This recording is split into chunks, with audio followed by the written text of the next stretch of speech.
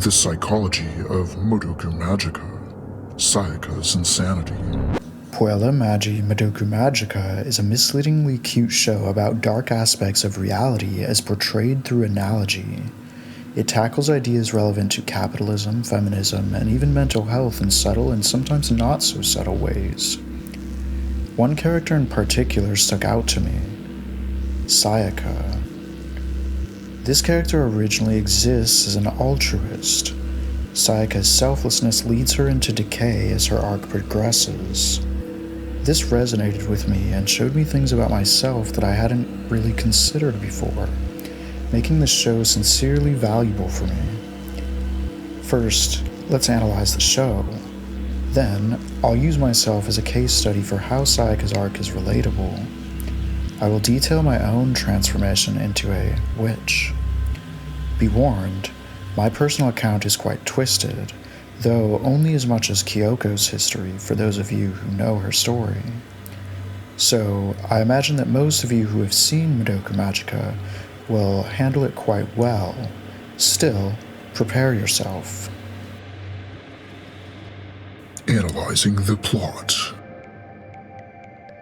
This essay expects that you have seen Madoka Magica. Though, for those of you who have not, I will briefly brief you on what goes down in the show. Spoilers ahead. I recommend you watch the show, but if you must continue, let us walk together. Madoka Magica is a story about magical girls, like Sailor Moon, except it's really fucked up. Instead of portraying idealistic images of girls with beyond natural powers, they are girls who are recruited by a creepy, predatory cat creature that is initially depicted as cute, friendly, and helpful. The cat creature, Kyousuke, continues to groom the girls and gives a plethora of incentives to become a magical girl, via a contract with him. They are each offered a wish for anything imaginable, to which most result in horribly wrong outcomes. The story advertises itself as cutesy and innocent, but by episode 3 it becomes apparent that you were misled. This misleading component is amazingly symbolic and meta because the story is about a cutesy cat misleading the main girls of the show into seeking life as a magical girl, which isn't as ideal as it seems. In fact, it is one of the worst choices one could make. Similarly, the cutesy superficial cover of this book misleads the audience and subjects them to a story of pain and misery, a very beautiful one at that. Lesson 1. Don't judge a book by its cover, or else you might get tricked into some fucked up contract with Kyousuke. Madoka herself does not even become a magical girl until the very last episode. The show is about Madoka being incentivized, yanked left and right, pulled away from becoming a magical girl, and simultaneously pulled ever closer by the urgency and necessity of that power. The show is basically about the morality and insanity of girls contracting themselves to become magical girls. Over time, Kyousuke is realized to be a psychopathic alien species that is factory farming human girls because of their emotional vulnerability.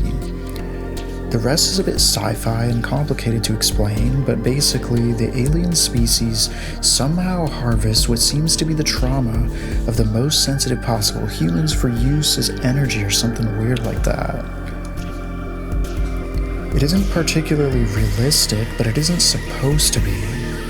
It is a metaphor about how we exploit girls' desires to belong in the world and program them to be some particular way, even when that way goes against their best interests. It is a metaphor for many things, but probably especially that, I would imagine. The alien species justify themselves with ideas about the greater good and compare their actions to humans enslaving cattle for food, even going so far as to say that their kind treat humans better than humans treat cattle. The metaphors also fit within capitalism, as they are recruited in what is basically a pyramid scheme of magical girls killing each other and competing for survival and power, under the guise that they can attain some false ideal outcome dangled in front of their eyes like a carrot on a stick. Madoka and Sayaka are best friends. Sayaka signs the contract with Kyousuke far earlier than Madoka. This is depicted as a disturbing development. It bothers Madoka and seems kind of wrong or regrettable at first glance. Which is true. She can never go back to her life from before. Later, it is revealed that she is basically already dead, as becoming a magical girl means selling your soul. But why would she do it? Well, first of all, she did not know that she was selling her soul. That was only apparent once her soul gem landed on a moving vehicle, speeding away from her body and rendering her corpse lifeless because the reception of her soul couldn't reach her body. Luckily, Hamura's troubleshooting fixed this problem. The soul gem was retrieved and returned, and Sayaka awoke again. Sayaka's soul was trapped inside the gem. Sayaka signs the contract because she wants to cure a boy of his paralysis out of love and what seemed like altruism at the time. Though she was warned to distinguish between altruistic motives and the desire for someone's everlasting gratitude. She confidently believes that she acts out of altruism, but then the boy and one of her best friends start to manifest a relationship before her unhappy eyes. This causes her to regret healing him, but also to become disgusted with herself that she would even think something so selfish. Her arc is ripe with self-sacrificial tendencies, which eventually begin to show the cumulative cost of such behavior, ripping her heart apart. Each time we do favors with no return of service, we grow a seed of resentment deep inside of us, even if we do not believe that is the case. We often say that we do not expect anything in return, but yet, the prime example of such a relationship dynamic would be pure parasitism. It is clear that people do not like parasites, yet parasites are the very ones on the end of the deal of situations in which we receive nothing in return. We do not actually accept the premise of a non-reciprocal relationship. We only say that we do because it makes people value us more, but especially parasites, which is the danger of this.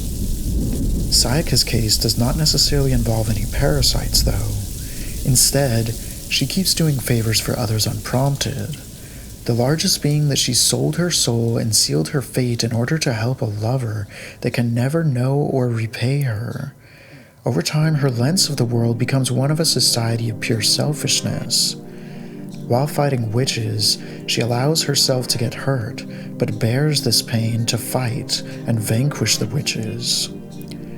As she fights one particular witch, she gives away the prize, a grief seed that is necessary to cleanse her soul gem.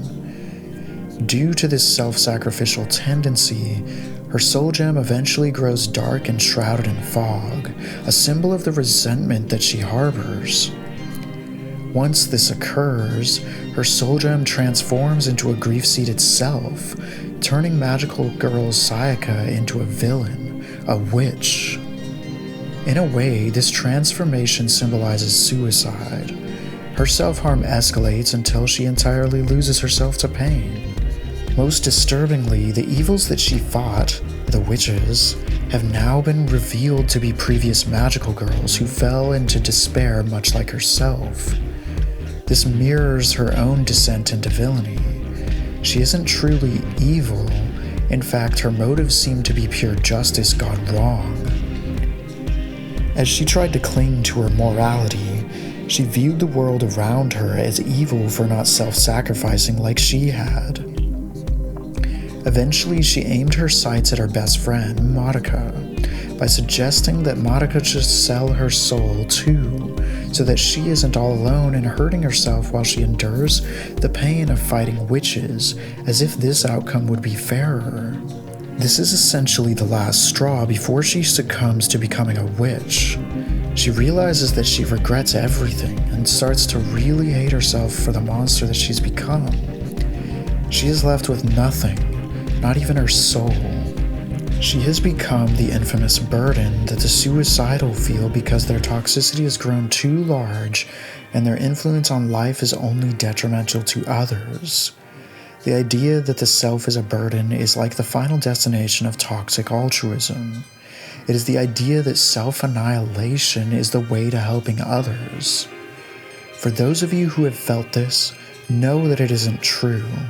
Even if you are actually a burden, your death and the trauma this induces on others will be more of a burden than your life alive could ever be. Especially if you are a person who is worried about the burdening effect of your existence. If you really are worried about being a burden, you couldn't possibly be so evil that your annihilation is less harmful than your existence. Your death will ruin people. It hurts, but you should seek help and recovery rather than annihilation. Sayaka's arc is beautiful because it paints a picture of how altruism can go wrong. We often view altruism as simply a good thing. Sayaka's naivety about this leads to her self-destruction. This is also why her arc is so relatable. Many of us live such a path of life, giving to others at our own expense. Like Sayaka, even when we feel like we can shut out the pain, the damage that has been done eventually bubbles up. Becoming a witch. My own life is a testament to this. For 12 years, I was in a relationship with a girl that I loved. I shaped my entire life around her. Throughout our relationship, there was an immense pressure to drop away from my own life and invest in hers. I drifted away from all of my friends, only being friends with mutual connections. I grew distant from my family, and instead I was immersed in hers. This pattern was a combination of our problematic tendencies together. She was afraid that I would leave her, so there were subtle incentives for me to abandon any anchors that made living without her reasonable. Such anchors exist as a threat to the security of the relationship. They provide a way out. It wasn't overt, but it played out that way in the end. As an example, I couldn't be close with my best friend on their birthday because my ex continuously redialed my number and had immense jealousy. This kind of behavior made me push away my friends eventually, which resolved some of these problems I had with her. Like Sayaka, I sold my soul to my ex. Why I would do something like this is something I still don't fully understand. My traumas growing up are likely part of the root of this tendency. I didn't really have much family to begin with, partly because my mother was troubled and fairly absent until the moment of her suicide. My father didn't really raise me or even meet me until I was a teenager, and the rest of my family was and still is in disarray. I flow with the currents of life with little attachment to the people around me. Yet, with my ex, I experienced love and a deep attachment. It filled a part of my heart that I never even knew was missing. I think that was my vulnerability. The gaping hole in my heart was filled, but as I filled the hole in her heart, it destroyed us both. Now, as I walk through the world alone, I have developed a similar seed of resentment like that of Sayaka.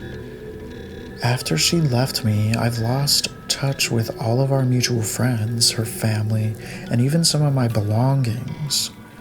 My whole life seemed to be dismembered.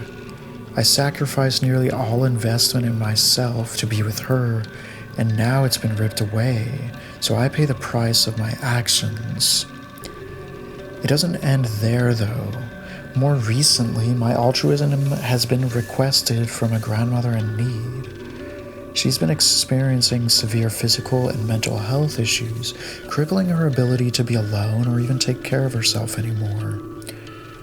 Our history together is a bit rocky, as I grew up to view her as a corrupt person. Choices she made hurt my mother, and my mother spiraled into drug use and eventually suicide many years after. Throughout that period, I was in and out of foster care. From my perspective, it appeared like my grandmother's and mother's choices destroyed my life.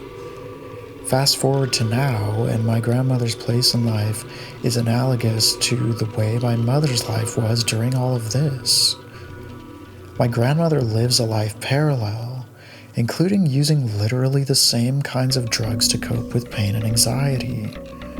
Her chronic health conditions have led her into near total deterioration. She may need to amputate her legs due to peripheral neuropathy and its consequences.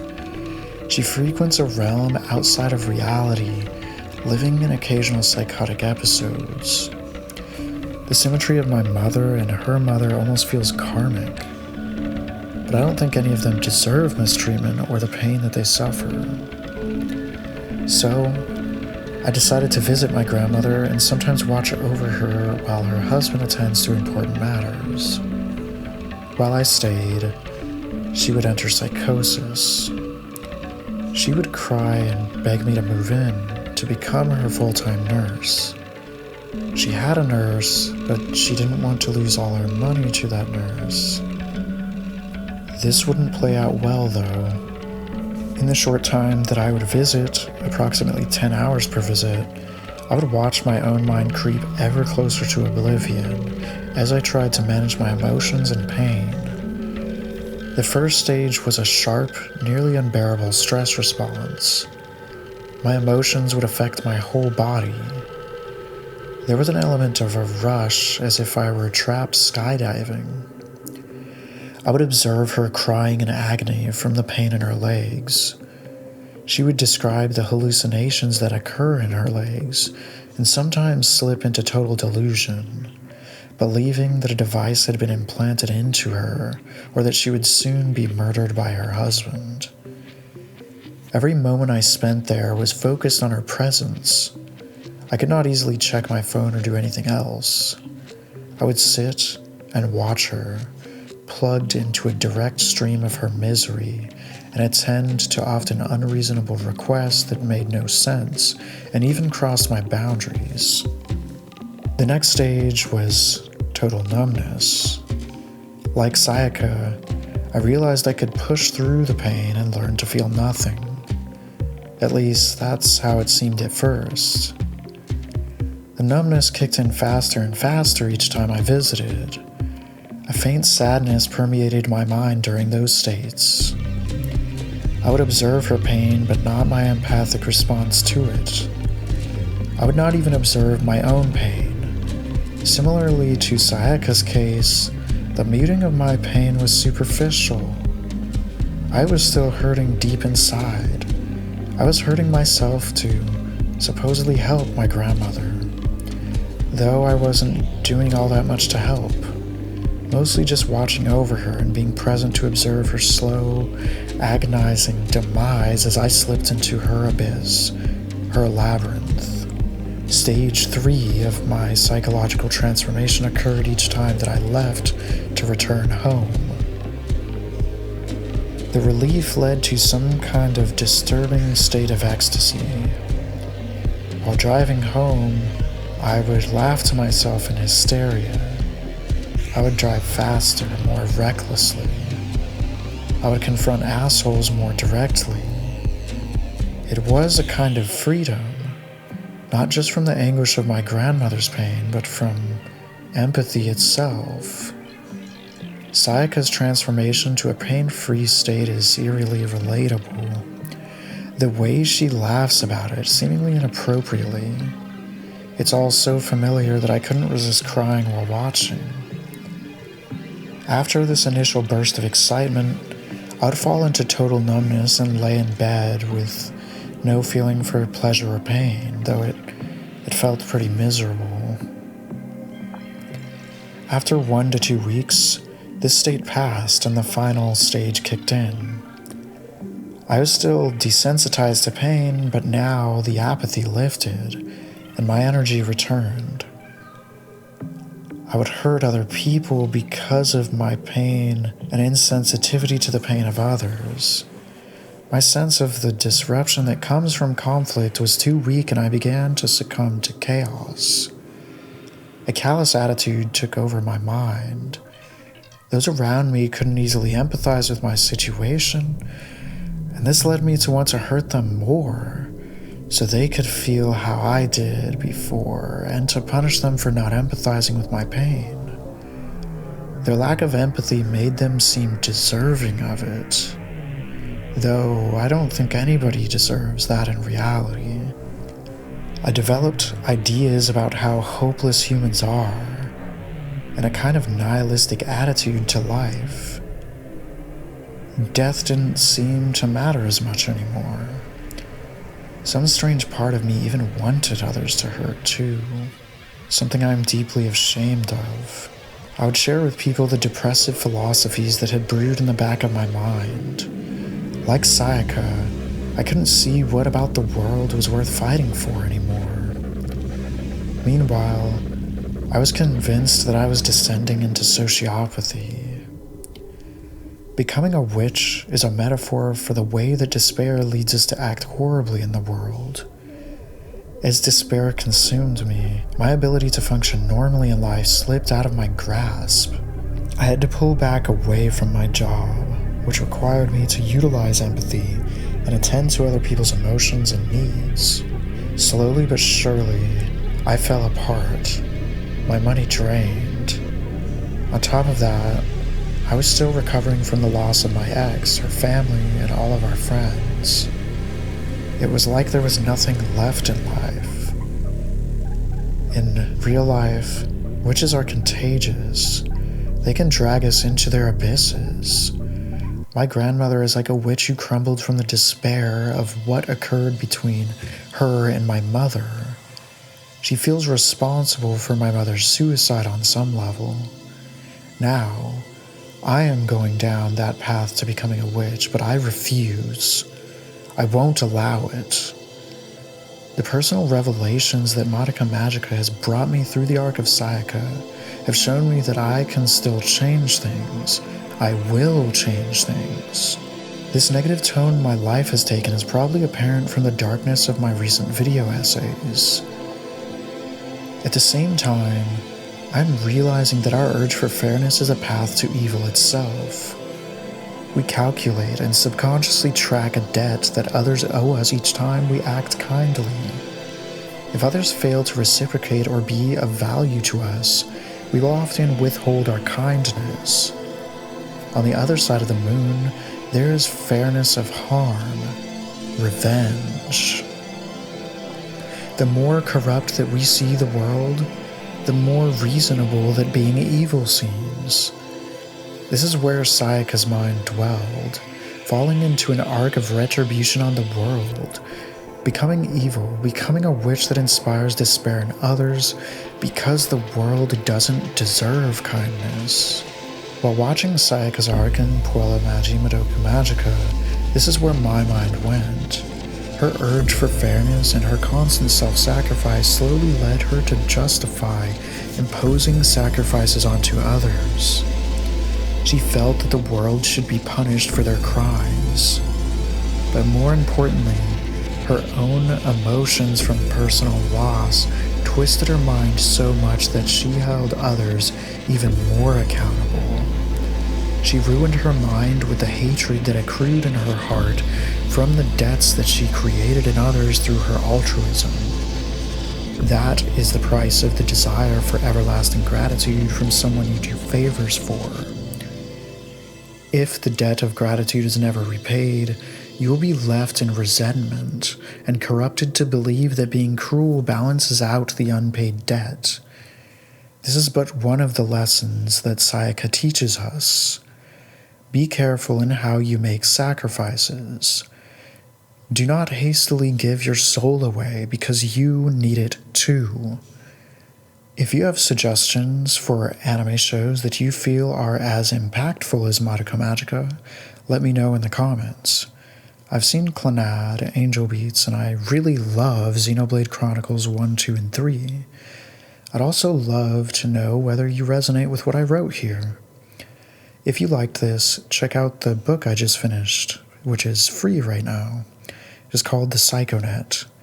It explores many ideas from this project, and it's designed to make you feel alive, emotional, and maybe terrified. It uses AI art and depicts a story about AI. Lastly, joining the Patreon will help advance this project and help maintain these efforts. And I guess actually for a last note, if you click on the article about this video in the comments, there's also a bunch of AI art in the written version of this post if you're curious to go check that out. And I hope that all of you are doing well. This has been quite a dark topic. Go relax or something. And I hope that you found this valuable. See you later.